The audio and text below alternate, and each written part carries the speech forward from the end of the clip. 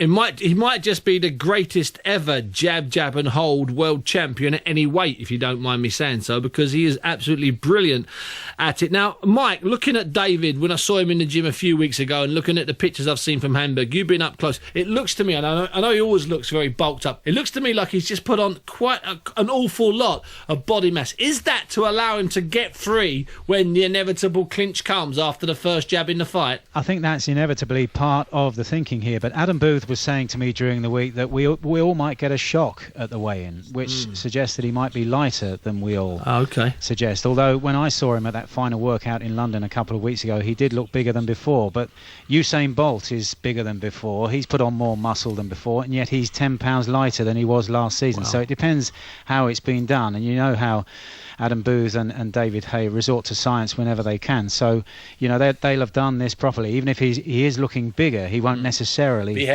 heavier. But just for a moment to go back to Klitschko the robot, you were talking earlier, Steve, about fast Eddie Chambers, who Klitschko fought 2 fights ago, and I thought we saw evidence there of Klitschko the robot in terms of his mind, because early on in the contest, twice in the first 2 rounds, Chambers got hold of him around by the waist and threw him to the canvas as if it was wrestling.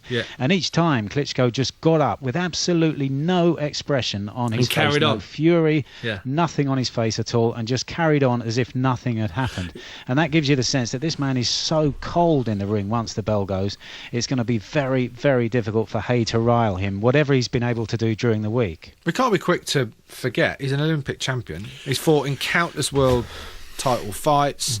You know, has he fought someone like Haye before, or are we overlooking the fact that he's an 80%? Listen, he's fought guys that are as small as Haye, he's fought guys that can bang, but has he fought someone that brings to the table that kind of urgency, that edge, that degree of savagery, that bit of finishing, that street cunning, that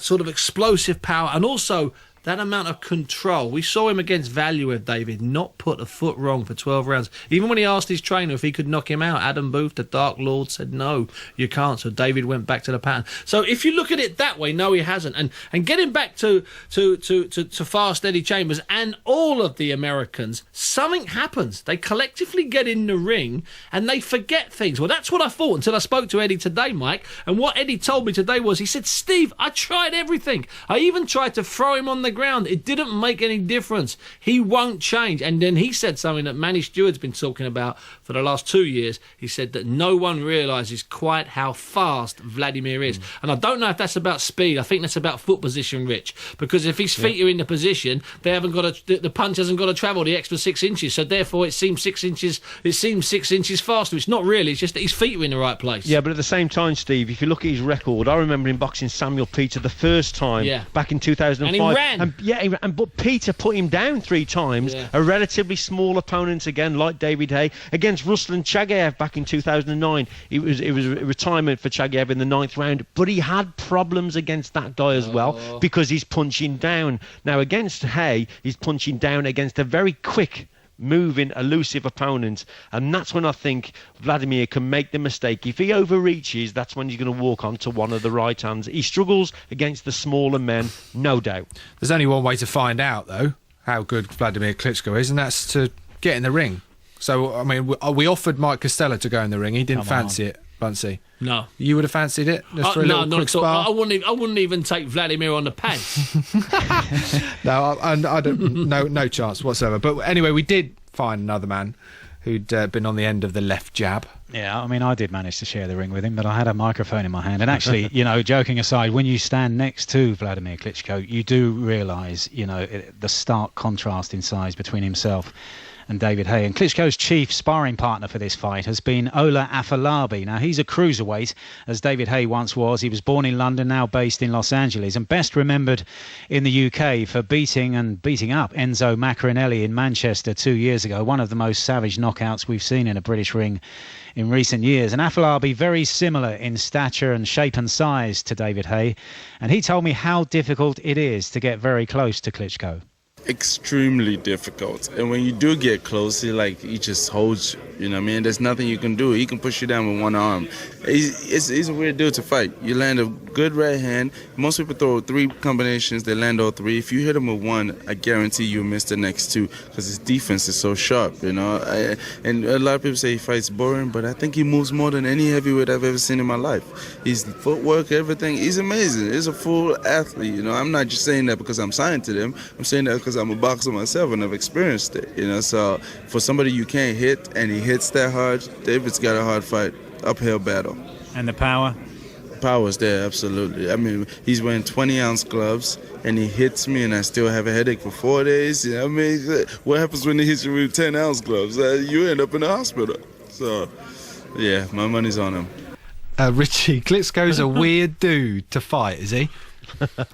Well, I mean, 49 knockouts in 55 contests. He's certainly got the power, hasn't he? But I've said it time and time again, he has to box at long range, and that's the problem. Okay, he holds, and what your man was saying there, that he was sort of saying that he could throw one punch, but in the 3-punch combinations, the next 2 punches, he was sort of blocking them. Or is it a case of him landing one shot, and then all of a sudden, this big man just grabs hold of you? I think that's very much the case there. And I don't think David's going to be there to be held, to be quite honest. I think his feet are far too fast, and I think the movement will come from Haye, and that will cause a lot of problems for Klitschko, because time and time again Klitschko's boxing fellas, when he's punching, he's grabbing and he's holding, and that's because they're holding their feet. Now Adam Booth will know that, and David Haye certainly doesn't hold his feet. He hits and he moves, and that's got to be the tactic. You know, the entire conversation during the shows we had leading up to the June 2009 cancel fight, and the different fights since then and leading up to this, has been about how David's going to be shocked about how mobile and how fast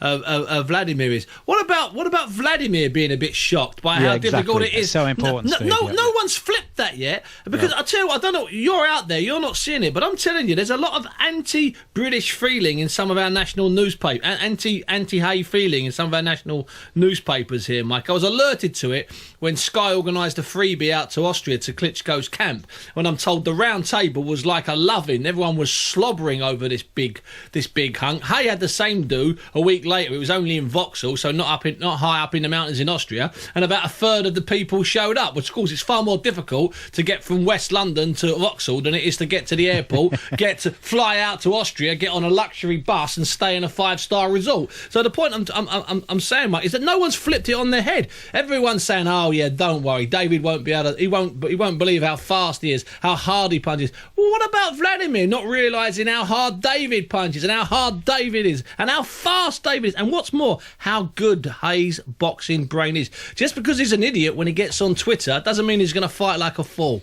And how he will hold it together on the night. You know, you were talking about some of his American opponents, Steve. One of them, Tony Thompson, I was watching back the fight against him today. I think it was in 2009. And actually it gets quite comical towards the end, because one of his trainers refuses to even get into the ring. That's right, because they can't reach him. Just shouts on the outside and says, you're not trying, man. You're not trying, man. Just get out there and fight. Just get out there and fight. Now, don't be in any doubt that on Saturday night David Haye will be there. Whatever tactics he employs, they will be born of the fighting instinct that's got him this far. Yes. And that's what what Klitschko will see that's very different. I think he will see in the eyes of David Haye a fighting man, and he hasn't seen one of those for some time. No, and he's not. And Klitschko's not going to experience the fan support Now, this is that David Haye's going to have. Yeah, this is interesting, Mike. I was talking to Matt earlier on, and it's just occurred to me, there's going to be 60,000 people in there. When has Wladimir ever walked out when there might be 10,000 people booing and jeering him? Because of those 50,000 other fans, they're German fans. We've all been in Germany for big fights.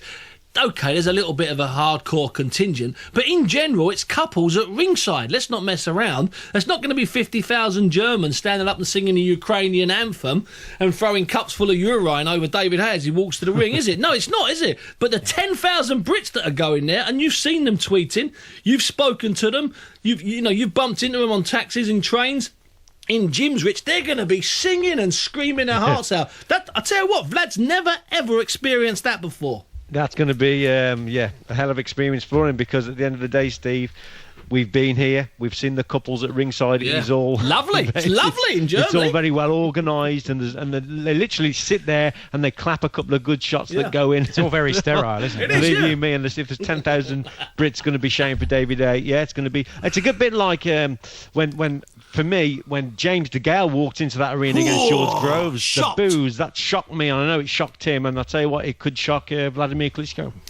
Well, I'm going to have to calm Bunce down here, boys. I've not even started yet, Matt. He's like beating his chest like a wild gorilla. Have you? And it reminds me of the prop forwards in the changing rooms when you play a rugby game when they smash their heads against each other. You know what I mean? I'm really getting mad up for the game. You think, just calm yourself down. There's still an hour to go. Just relax, Buncey. Get over here, Stevie, lad. Tomorrow morning, Richie boy. Right, so we've got 30 minutes left.